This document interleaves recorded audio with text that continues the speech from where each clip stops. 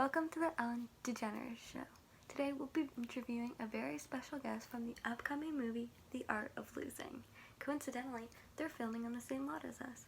Everybody, let's give a warm welcome to Drea LaFarm. Hello Ellen, thank you for having me. To make this interview a little bit more interesting, I want you to now answer my questions as your character that you're playing in the movie. Okay, sounds great. Let me change into Harley for you. I will be right back.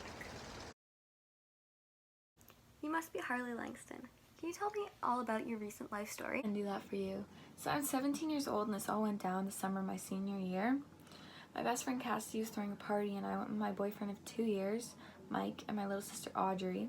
They disappeared for a while, so I went to find Audrey to go home.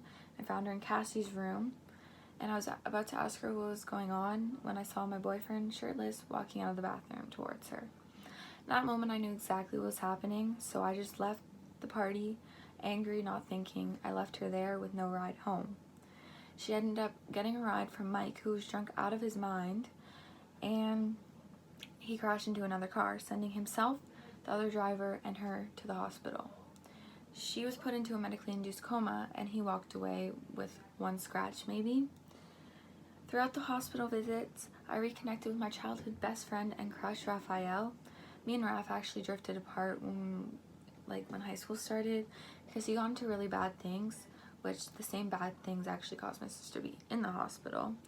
Except a week after I distracted myself with Raph to get my mental state back, she woke up, which is good, but I avoided seeing her every day so I didn't have to confront her about the whole Mike thing.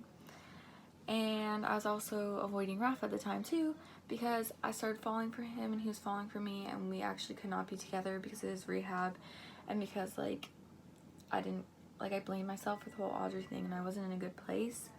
But in the end, I forgave Audrey for the Mike thing when she remembered, and I also forgave myself, which meant me and Raph could be together because he gave up his morals to be with me, and now we're both the happiest versions of ourselves. Well, that's quite the story, Harley. How did these events make you change as a person? I've changed a lot since the beginning of all these events happening. Since Aud was put into a coma, honestly, my mental state dropped severely, really badly, because I mainly blame myself for that whole situation, for leaving her at that party with no choice but to get in that car. I was so emotionally unstable then. I spent all my days and nights either in her bed at home or I was by her side at the hospital. I was not taking care of myself. I was not showering. I wasn't getting ready for the day. I looked like this a lot. So yeah, it was a really bad time in my life. But then I ran into Raph, and along with getting back on track with him and my sister waking up, my mental state actually improved greatly. I started going to events willingly with Raph, which I never would have done before the coma, so that really showed improvement he made in my life from way before anything. And I also started going to therapy, which was a really big step in my life because I don't like talking about my issues, so that really helped me a lot. Raph also reminded me of how confident I used to be when I was younger, and he actually helped me get back on track with that confidence and find myself again, which he also encouraged me to get back into writing because he knows how much I used to love it and I kind of fell off of doing it. So I'm very happy you found yourself again. Do you think you had any impact on Raph throughout all this time? Honestly, I've noticed a really good change in him. He tells me it's because of me, because I gave him a friend when no one else was there for him because he had to drop all his friends, and also because I've been there for him throughout his recovery. I still am every day. He honestly is always has been an amazing guy. He just needs someone to stick by his side and encourage him and remind him of who he truly is on the inside. Well, it sounds like you guys truly love and support each other. How did spending so many days at the hospital make you feel? Honest, the hospital, for anyone, is a really depressing environment, no matter what you're there for, because you just see, so many sad things when you're there. Especially if you yourself are there for something bad like we were. But my dad has always worked at a hospital for as long as I can remember. So when he tells his work stories, normally we feel relieved and happy because they saved someone, or he's an orthopedic surgeon, so they saved someone's leg or something like that. But there's also always those tragic endings where they lost someone or someone's put into a coma like Audrey was. But the hospital really made us all so crazy because we were just nagging and nagging to know every single detail that was happening with Audrey.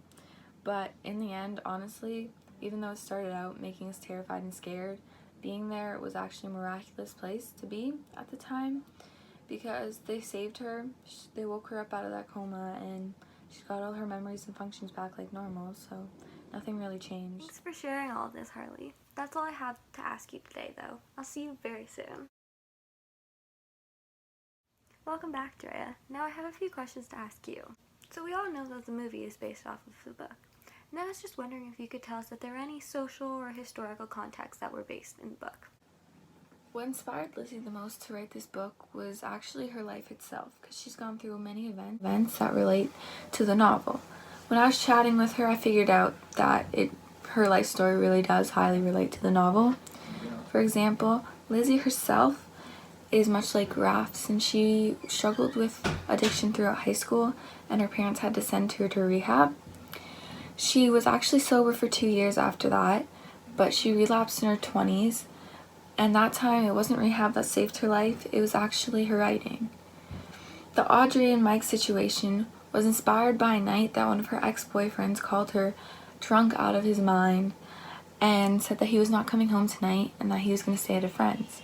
She was actually relieved because, much like Harley and Mike, her and her ex-boyfriend's biggest problem in the relationship was his drinking, so she didn't have to deal with him that night, so she was like, you know. And the next morning... Wow, it seems like Lizzie has been through a lot in her life. Do you know how come she began writing in the first place? The next morning, her boyfriend actually admitted to cheating on her that night, and that exact day is when she wrote the scene where Harley gets cheated on by Mike. I actually asked her this question myself, and when I asked her, I actually got the feeling that nothing really stuck in her mind one day and was like, oh, I want to be a writer. She's always was really into English, reading and all that stuff. So I think what inspired her to write a book herself was actually by reading books. She told me, I forget what the name of the book she told me, but she said when she was reading one book, it inspired her to start writing, but it was just a fantasy at that point. And she read another book that actually made her start it, and then her third book's what inspired her to actually write the novel that she wrote, The Art of Losing. Alright, my final question is about the theme of the story. Tell us a more detailed explanation of the conflicts. Well, like I already went over, the main conflict in the story is actually the car crash and everything that rolled out after that. The drunk driving itself was originally dealt with by rehab, but right after he was done it, Mike went right back to drinking. So that conflict was never really resolved for himself, but for Harley and Mike, the conflict with him, she threw him out of her life when she found out about the drunk driving, so that kind of resolved it all for her. Audrey's coma was resolved when she woke up and got all her memories and functions back. It was a very slow process, but it eventually happened, and that also resolved a lot of things for everyone in the novel, especially her parents and Harley. And the biggest conflict that has also been demonstrated after the car crash and with the car crash was addiction throughout the novel, with Raph and Mike. That was shown.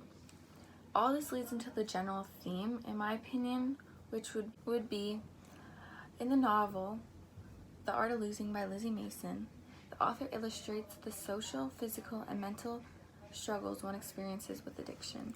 Thank you for being such a great and informative guest on this show. I cannot wait to watch the movie. Goodbye, Drea. I'll see you next time. Goodbye, everyone. Once again, thank you for having me, Ellen. See you next time. That'll be all for today, everyone. I'll see you next week where I'll be interviewing a very young boy who has recently gone viral for his yodeling in Walmart. Bye now.